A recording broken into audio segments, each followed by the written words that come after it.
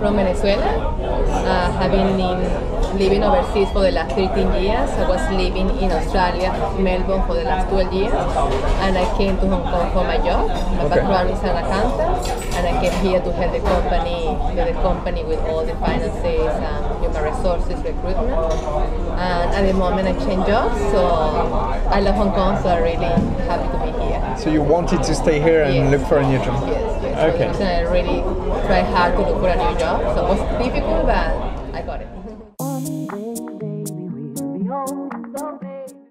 I'm working in Crown Relocations as a project manager. My role is supporting different services or different areas with doing project management in different areas. Came here maybe like 10 years ago for just a weekend, just like a transit, and I didn't like at all. I thought I was polluted, it was dirty, it was too much people, and I never thought I was going to live here. Okay. And now I'm here, it's like I don't want to go anywhere else. I just love Hong Kong. And it's not polluted anymore. What is I think I'm in love with Hong Kong now. I just got used to the pollution, But at first, was it difficult? Were you like, oh, did I make the right choice by coming here? Yeah, absolutely. Yeah. So how long is the transition period? How long? It took me 2 hours. 2 hours? Yes. So very quick. Yeah, it was. Reminds me to my home country. I think the fact to have mountains, to have the sea so close, remind me to be in my home country. Oh yeah. And compared to Australia, to the lifestyle in Australia? Well, in Australia you can afford to have a helper. Yeah. So this is something that I love here. It's really far away, everything, so you need to have a car. Here it's so convenient, you don't need to have a car. Yeah. So this is something I really like. And I love hiking. I can hike 3 days a week, nighttime. It's safe. Yeah. It's really safe. So I really like that. In Australia, I was not able to hike because of flight. Okay. And you came with your family. I know you. I came with my 2 kids. Yeah, and it was easy for them to. Well, we came during last summer, so it was a school break. I came on Wednesday 12 o'clock evening, and I started working on Friday. So they had to stay at home with a helper that they didn't know. So it was quite hard for them.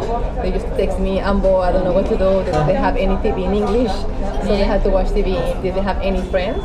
So it was quite hard for them. So I used to run home at nighttime because it was beautiful weather, just go for hiking with them or go to the pool with them to make the holidays not so bad. But as soon as they started classes, it was totally different story. So they got used, they had friends, and now they're really, Mommy, you have to find whatever job, you have to stay in Hong Kong. So they were, my support. And it was easy to find a school because I know it's a big problem. No, it was here. really difficult, so we were really lucky because the father was here just looking for the place and trying to do everything for me. And he found the school that they were building. So it was a primary school, it was a kinder, and they decided to extend to primary school. Okay. So my daughter, she's the oldest one, and my son is the youngest. So it's really, really small school. It's maybe 80 kids. Okay. And are they mixed with local kids or it's international kids No, only? it's international. So I would say 95% is. So English is the primary language. It's British curriculum. Okay. I'm not sure about that. There's for you.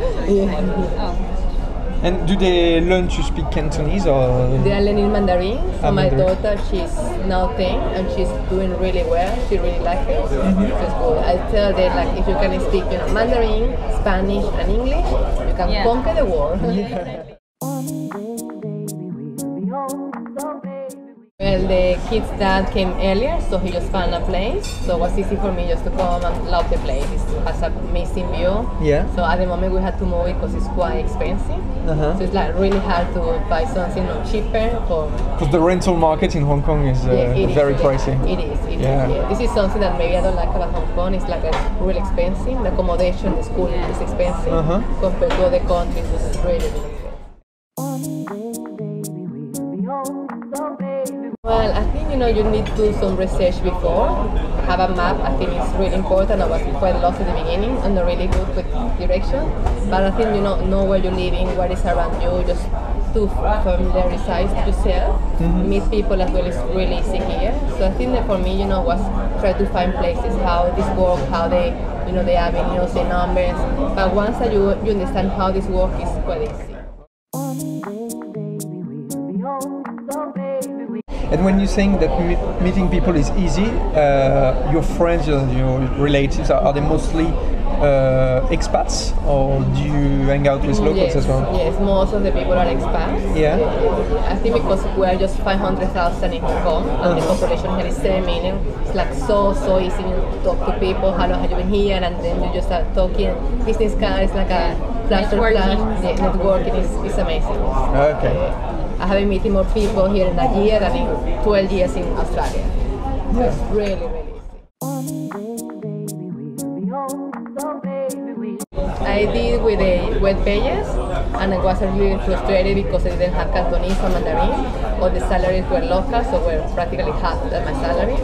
So I found out that the best way to find a job here was networking, was asking, sending CV to friends of friends, and this was the way that I got the job here. Okay. Because I thought that was quite hard when you don't have, Mandarin or Cantonese. Sure. Especially I'm an accountant background here, there's so many accountants with the same or more experience that I do, half of the salary, and they speak Cantonese and Mandarin. So it's quite hard to compete with them. I have Spanish, they don't have Spanish. Is it useful here? Does it help? Having a language always helps. Yeah. Always helps. As safe or not, the language always helps. So this could be my recommendation, have another language. Or an instrument or a sport that can help you to do something else. Okay. And going to networking events, is that something that helped when looking for a job? Yeah. It was really good to just meet people and to let people know what do you do. LinkedIn, I think that was fantastic as well. I'm meeting people, just asking, well, this is what I do you know anybody, or are you looking for somebody? Sometimes it's not the right time. Like when I started looking for a job was the Chinese New Year. It was really bad. But after March, April, I started picking up again, so it was good. So sometimes, it's the timing as well. Of course, yeah, it's chance and luck. Yeah, I know. And how long did it take you to find this? Around 4 months. 4 months? I had like a small casual jobs and bits and pieces, but like a proper job. In the morning, I do breakfast for the kids. I most of the time prepare my lunch. I love eating, but I like my own food. Then I come to work. It's around 1 hour, 10 minutes to get here. So what time do you start work in the morning? At 9 o'clock, I usually come at 8:30, and I'm early bird. I love going to the wet markets during my lunch breaks and see, fresh vegetables and talk to the Cantonese people, or try to show me the pricing, or try to negotiate with them. Then I leave around 6 to 6:30. Sometimes I do night hiking around 7:30. Sometimes I do running. Sometimes I go swimming. Sometimes I do different sports or catching up with friends. And I see my kids, do homework with them, go to bed, and I just do some more work. Okay. So it's lots of actually work and outdoor activities as well. So this is what I really like about here. There's so many outdoor activities that you can do, and it's like 20 minutes, and I'm able to hike. Yeah. So I can hike at 7:30, and it's so safe. I think depending where you want to live or what do you want to do. Like for example, you can have an accommodation for 10,000. Maybe living in the village in Muigo, a house for 10,000. So it will be really affordable. Schools, if you have small kids, you can go to the public school, but most of the people take the kids to the private school. So I think it's depending where you want to live, what you want to do. If they have extracurricular activities, so it's even more expensive. If you want to travel every 6 weeks.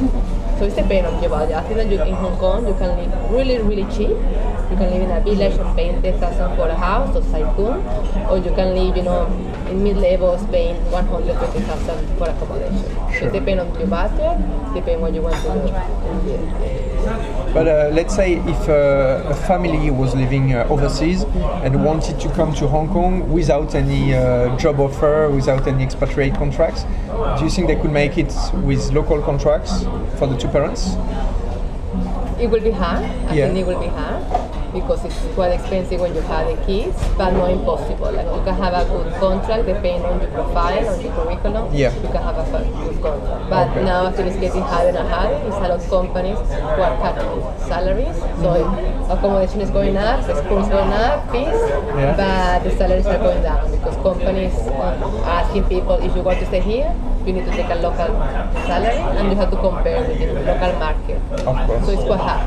I think it will be getting harder and harder. And given you're working in the relocation industry, most people that are coming to Hong Kong, do you know which kind of industry they're working in?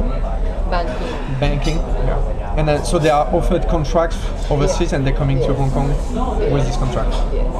Okay. So banking is speaking. It's 90% of the GDP in Hong Kong is finances. Yeah. Banking is really strong. Be open mind. It's totally different culture, so just be open. Try to be friendly. Try to learn few phrases, like Cantonese phrases or Mandarin phrases, so you can at least try to say hello, good morning, basic phrases. Get used to try to meet people around you. Go to activities, sport activities if you like sport. If no, if you like instruments, go to have a instrument class or something like this.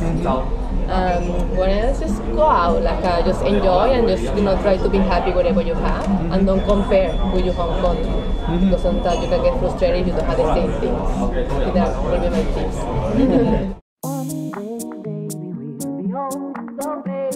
I do. I think the only thing will be, the expenses. Like if I cannot afford to have paying the kids' fees or school fees for the rest 5 years, maybe I will consider to move back to Australia, where it's a free education. Free education. But if I can afford it, I will stay here for another 8-10 years. And going back to your home country is not something that you consider? No, my home country now is a mess, so it's really bad. Yeah. So it's quite scary, it's not secure, it's really unsafe. So this is something I love here. You can walk 2 or 3 o'clock in the morning and just feel like you're safe. It's something that you cannot do in my home country. And with the kids, I will be thinking about what is the best for them. Maybe Venezuela will change, hopefully, in 5-10 years time, hopefully. For a while I want to stay here. Yeah. Brilliant. Well, thank you very much, Maria, for your time. Thank you. Very nice to meet you.